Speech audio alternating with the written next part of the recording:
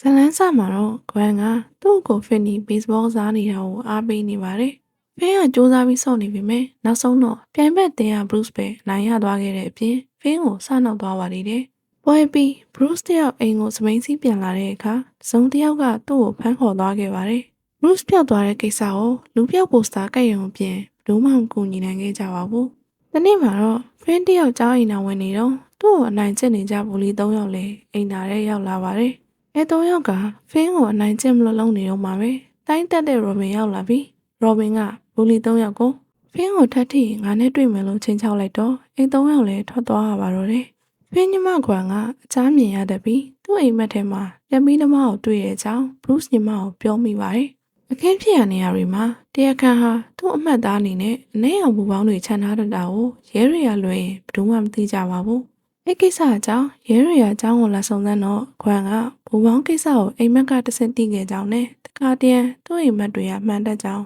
ရဲတွေကိုပြောပြလိုက်ပါတယ်။ခွန်အိမ်ပြန်ရောက်တဲ့အခါခွန်ဖေရက်သမားကအသင့်ဆောင်နေပြီးသူ့အလုံးမှာရဲတွေရောက်လာတဲ့ကိစ္စကြောင့်ခွန်ကိုကြီးကျယ်စိတ်ဆိုးပါတော့တယ်။ခွန်ရဲ့အမိဟာခွန်လိုပဲအချားမြင်ရတတ်ပြီးတနေ့မှာတော့ကိုယ့်ကိုယ်တတ်တည်သွားခဲ့တာပါ။အဖေဟာလည်းအိတ်စိတ်နဲ့ပဲရက်သမားလုံးလုံးဖြစ်ခဲ့ရပြီးခွန်အချားမြင်ရတဲ့အကြောင်းပြောရင်ရန်ဒေါ်ရထွက်လိမ့်ရှိပါတယ်။ဒီလိုနဲ့တနေ့မှာတော့ရောဘင်မှာပျောက်ဆုံးသွားတာကြောင့်ဂွမ်တို့အိမ်ကိုရဲတွေထပ်ရောက်လာပါတော့တယ်။ဂွမ်လည်းအဖေမင်းမှရှိတဲ့အတွက်ရောဘင်ပျောက်ဆုံးမှုအကြောင်းဘာမှမသိဘူးလို့ပဲငင်းဆန်လိုက်ရပါတယ်။နောက်တနေ့မှာတော့ဖင်းတယောက်အိမ်ပြန်လမ်းမှာမျက်လှည့်ဓမားတယောက်နဲ့ဆုံတွေ့ခဲ့ပါတယ်။သူကားရဲ့လှမ်းကြည့်လိုက်တဲ့အခါမှာတော့အနှဲအောင်ပူပေါင်းတွေကိုမြင်လိုက်ရပြီးအဲ့လူကဖင်းကိုရုတ်တရက်ကားရဲ့ထက်ကဖမ်းခေါ်သွားပါတော့တယ်။ဖင်းပြန်သတိရလာတဲ့အခါမှာတော့မြေရောက်ခန်းတစ်ခုလည်းရောက်နေပြီးအဲ့နေရာမှာအဲ့ရအဆုပ်တစ်ခုနဲ့ဘိုးထိုင်အိမ်သာတစ်ခုရှိနေပါတယ်။ဒါအပြင်ဖုံးမဲကြီးတစ်လုံးကိုပါတွေးလိုက်ရလို့ကိုကြီးတောင်းမှုစူးစမ်းခဲ့ပေမဲ့အိမ်ဖုံးကအလုံးမလုံးပါဘူး။မြေရောက်ခန်းကလည်းအတန်လုပ်ငန်းဖြစ်တာကြောင့်ဖင်းလဲဘာလို့မှမသိဖြစ်နေတော့ဖုံးမဲကြီးစီကအတန်မြည်လာပါတယ်။ဖုံးကင်နေတော့မှပဲပြန်ပြီးသမားရောက်လာပြီးသူငယ်ငယ်လေးကအိမ်ဖုံးကစုပ်နေတာလက်စစ်ကြောင်ပြီးအတန်မြည်တာပဲဖြစ်မယ်လို့ပြောသွားပါတယ်။ဖင်းအိမ်နေတော့နောက်တစ်ခါဖုံးဝင်လာတော့ဖုံးကင်လိုက်တဲ့အခါဖန်နီဆိုပြီးဇုံတယောက်ကသူ့နာမည်ကိုလှမ်းခေါ်တော့ဖင်းလဲလမ်းဖြန်သွားပါတယ်။နောက်တစ်ချိန်ဖုံးဝင်လာတဲ့အခါမှာတော့ဖုံးခေါ်သူဟာသူ့နာမည်သူတော့မမှတ်မိတော့တဲ့ကလေးတယောက်ဖြစ်နေတာပါ။ဖုံးပြောနေရင်မှာပဲဖုံးခေါ်သူဟာရုပ်ရှင်စာတော့ငါပျောက်ဆုံးသွားတဲ့ဘရုစ်ဖြစ်နေမှဖင်းသိလိုက်ရပါတော့တယ်။အိမ်နာရှိရကြွေပြားဖြစ်စီနေပြီဖြစ်တာကြောင့်ကျင်းတူးထားဖို့ဘရုစ်ကအကြံပေးပြီးဖုံးချသွားပါတယ်။နောက်တစ်နေ့မှာတော့ပြန်ပေးသမားရောက်လာပြီးဖင်းကိုစားစရာလာပို့သွားပါတယ်။ပြန်ပေးသမားကတကားတေချာမပိတ်ခဲ့တဲ့အတွက်ဖန်လဲကိုထွက်မလို့လုံနေတော့ဖုံးထက်မြည်လာပါတယ်။ဒီတစ်ခါမှာတော့ဖုံးဆက်သူဟာပျောက်ဆုံးသွားတဲ့ကြာနေပြီဖြစ်တဲ့သတင်းစာပို့သမားလေးဘီလီပါ။ဘီလီကမင်းပေါ်ထက်ကမတက်သွားနဲ့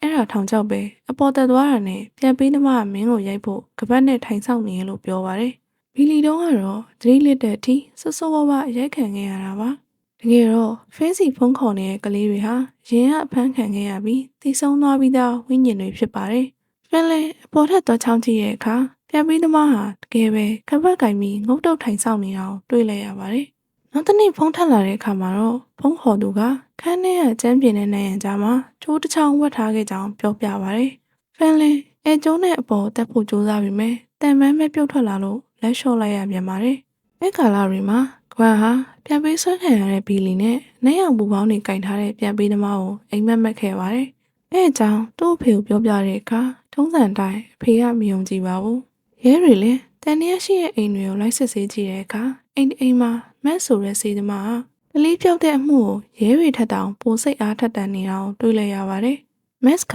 ပြန်ပေးဆွဲသမားမှာကလေးတွေကိုဖမ်းထားဖို့မြေရောက်ခန်းရှိရမယ်။သူကလည်းဒီနားတစ်ဝိုက်မှာနေတာဖြစ်မယ်ဆိုပြီးတက်ကြွစွာဆွေးနွေးနေပေမဲ့ရဲတွေကတော့မက်ဆေးကြောင်နေရပဲဆိုပြီးသူပြောတာတွေကိုစိတ်ဝင်စားပါဘူး။ဒီအပိုင်းနဲ့ဖင်းညမကွာကလည်းဖင်းကိုဖမ်းထားတဲ့တစ်ပင်ရှိတဲ့အိမ်ကိုစပိန်စီးပြီးစူးစမ်းရှာဖွေနေခဲ့ပါတယ်။နောက်တစ်ခါဖုံးထက်လာတဲ့အခါဖုံးခေါ်သူကဖင်းရီမင်းမအချိန်သိမ့်မရှိတော့ဘူးအမြန်လှုပ်ရှားမှဖြစ်တော့မယ်လို့ပြောပါတယ်။ဘာလို့လဲဆိုတော့ဖင်းကပြန်ပြီးတော့ဖြစ်စေခြင်းလို့ဂိမ်းလိုက်မစော့လို့ပါပဲ။ဖင်းကထွက်ပြေးဖို့မကြိုးစားတဲ့အတွက်ပြန်ပြီးတော့ရိုက်နှက်ပြီးအပြစ်ပေးဖို့အကြောင်းရှာမရပါဘူး။အဲ့လိုအဖြစ်မပေးရရင်သူ့အကြိုက်ဆုံးဂိမ်းပိုင်းကိုမရောက်တော့ပါဘူး။ပြန်ပြီးတော့ကဖင်းထွက်ပြေးမှအောင်ညာတိုင်းထိုင်ဆောင်နေရတာကြောင့်အိမ်ရေးပြက်တာရက်ဆက်နေပြီဒီနေ့မှာတော့ပြန်ပြီးတော့အိပ်ပျော်နေပါပြီ။ ဖုန်းခေါ်သူပြန်ပြီးဆွဲခဲ့ရတော့ကသူစပိန်တော့ပြန်ပြီးသမားယူထားခဲ့ပြီးအိမ်တကားတော့အနေနဲ့ဆက်အသုံးပြုနေခဲ့တာပါ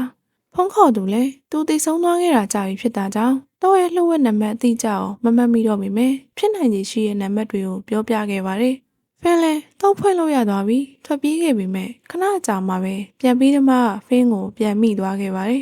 ဒီလိုနဲ့ဖင်းကြောက်ခဲ့ရဘူးတဲ့သူတို့မျိုးကလူဆို Vans ဖုန်းဆက်လာပါတယ်အိမ်နာဘေးနိုင်ရန်ဟာစတိုဂန်ဖြစ်ပြီးအိမ်နိုင်ရန်ကိုဖောက်ပြေးဖို့နဲ့ပြန်ပြီးသမားကိုလက်စားချိန်နိုင်မှု Vans ကဖင်းကိုဖိအားပေးပြောဆိုသွားတာပါဖင်းလည်းနိုင်ရန်ကိုခွဲလိုက်တဲ့အခါရေခဲတက်တာအဟောင်းကြီးကိုတွေ့လိုက်ရပြီးအဲ့ရေခဲတက်တာကိုဖွင့်ဖို့စွမ်းကုန်စူးစမ်းခဲ့ပေမဲ့မအောင်မြင်ခဲ့ပြန်ပါဘူးဖင်းစိတ်ညစ်ပြီးငုံနေတော့မှပဲသူ့တငယ်ချင်းရော်ဘင်ဖုန်းဆက်လာပါတော့တယ်ရော်ဘင်ကတော့သူများတွေပြောတဲ့ထွက်ပြေးနည်းတွေကိုလိုက်မလုပ်တော့ပဲကိုရိုင်းရင်ဆိုင်မှုဖင်းကိုအားပေးခဲ့တဲ့အပြင်ဖုန်းခွက်ထဲကိုမြေကြီးတွေထဲကပြန်ပြီးတော့မှပြန်တိုက်ခိုက်ဖို့တင်ကြားပေးပါတော့တယ်အဲ့နောက်မှာတော့ရော်ဘင်က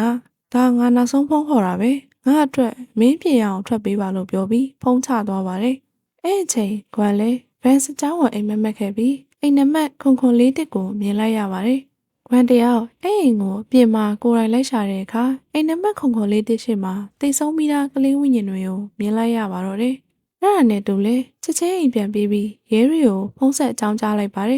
်အဲ့အချိန်ဖင်းကလည်းတိုက်ခိုက်ဖို့အသင့်ပြင်ထားပြီးပြန်ပြီးသမားလာကိုစောင့်နေခဲ့ပါတယ်ဒါပေမဲ့တကားဖွင့်ဝင်လာတဲ့လူကတော့ပြန်ပြီးသမားမဟုတ်ပဲပြန်ပြီးသမားညီမက်စ်ဖြစ်နေခဲ့တာပါ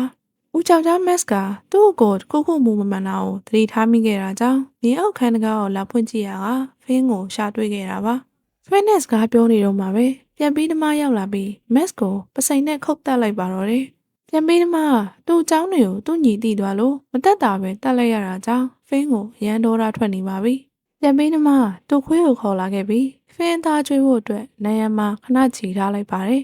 အဲ့အချိန်ရဲရီကဂွမ်ရဲ့လမ်းညွှန်မှုကြောင့်အိမ်ထဲကိုဖောက်ဝင်နေပါပြီ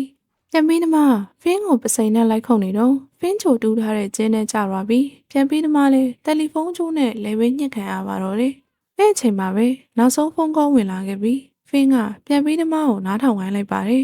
်ပြန်ပြီးသမားတက်ခဲ့တဲ့ကလေးတွေအားလုံးကသူ့ကိုအားရပါးရချိန်ဆနေကြပြီးဝမ်းသာပျော်ရွှင်နေကြတာပ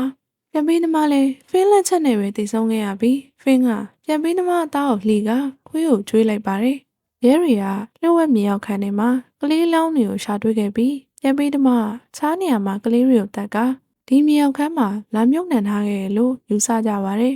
အဲ့အချိန်မှာပဲဖင်းတယောက်မျက်နှာချင်းဆိုင်အိမ်ကနေထွက်လာခဲ့ပြီးဂွမ်နဲ့ပြန်ဆုံစည်းခဲ့ကြပါတယ်ဖင်းဖေကလည်းဖင်းတို့နှစ်ယောက်ကိုတောင်းပန်ခဲ့ပြီးခုတ်လွတ်ပေးဖို့တောင်းဆိုနေခဲ့ပေမဲ့ဖင်းတို့မောင်နှမကတော့စကားမပြောဘဲတိတ်ဆိတ်စွာနေခဲ့ကြပါတယ်ရဲရီကတော့ဒီပတ်ဝန်းကျင်ဟာကြောက်လန့်ဖွယ်အမှုအခင်းပြီးဆုံးသွားပြီဖြစ်ကြောင်းနဲ့ပျောက်ဆုံးသွားခဲ့တဲ့ဖင်းကိုလည်းရှာတွေ့ပြီဖြစ်ကြောင်းသတင်းထုတ်ပြန်ခဲ့ပါတယ်ဒီကိစ္စတွေပြီးဖင်းကြောင်းပြန်တက်တဲ့အခါအဲ့တယောက်ပေါ့အရက်9ပေလောက်ရှိတဲ့ပြန်ပေးသမားကိုလေဝင်းညှက်တက်ခဲ့တာတဲ့ဖုန်းနဲ့ထုတက်ခဲ့တယ်လို့လည်းကြားသေးတယ်ဆိုပြီးဖင်းတယောက်တကြောင်လုံးကကလေးတွေကြားထဲမှာနာမည်ကြီးနေပါပြီ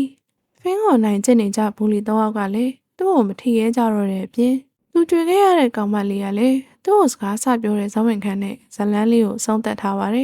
်ဇလန်းကိုပြန်ရှင်းပြရမယ်ဆိုရင်ပြန်ပြီးသမားဟာသူလက်ရှိနေထိုင်တဲ့အိမ်နဲ့မျက်နှာချင်းဆိုင်အိမ်တစ်ခုလုံးကိုပိုင်ဆိုင်ပြီးတအိမ်မှာကလေးတွေကိုတက်ကနောက်တစ်အိမ်မှာကလေးတွေကိုမြေမြုပ်ထားခဲ့တာပါ။ဝမ်ကိုကလေးတွေညွှန်ပြခဲ့တဲ့အိမ်ဟာသူတို့လောင်းတွေအမြုပ်ခံထားတဲ့အိမ်ဖြစ်ပြီးဖင်းကိုဖမ်းထားတဲ့အိမ်မဟုတ်ပါဘူး။ဒီချက်ကြောင့်ပဲဖင်းတယောက်ပြန်ပေးဆွဲသမားနဲ့ fighting play နေတော့ရဲတွေနဲ့လွဲချော်သွားခဲ့ရတာပါ။ပြန်ပေးသမားရဲ့အကြီးမားဆုံးအားနည်းချက်ကတော့သူဟာဆက်ဆုပ်ရွံရှာဝဲကိစ္စတွေကိုလုပ်နေတာကြောင့်သူ့မျက်နှာကြီးကိုလူမြင်မှအသေးကြောက်တာပါပဲ။ဒါကြောင့်ပြန်ပေးသမားရဲ့မျက်နှာဖုံးဆွဲချုပ်ခံလိုက်ရတဲ့အချိန်မှာဖင်းကအသာစီးရသွားခဲ့တာဖြစ်ပါတယ်။ The Platform ရဲ့နောက်ဆက်တွဲရုပ်ရှင် Platform 2မှာတော့ဖင်းတို့အမေတည်ဆုံးခဲ့ရတဲ့အကြောင်းရင်းပြန်ပေးသမားရဲ့နောက်ခံဆက်ကြောင်းနဲ့ပိုထူးခြားလာတဲ့ခွမ်းရဲ့အကြောင်းမြင်စွမ်းအားတွေကိုထည့်သွင်းရိုက်ကူးထားတာကြောင့်တမျိုးတစ်ဖုံတော့ကောင်းနေသေးပါပဲ။ဒီလိုရုပ်ရှင် recap နဲ့ထူးခြားချက်တွေကိုသဘောကျတယ်ဆိုရင် channel လေးကို subscribe လုပ်ထားကြဖို့မမေ့နဲ့နော်။နောက်ဗီဒီယိုမှာပြန်လည်ဆုံတွေ့ကြတာပေါ့။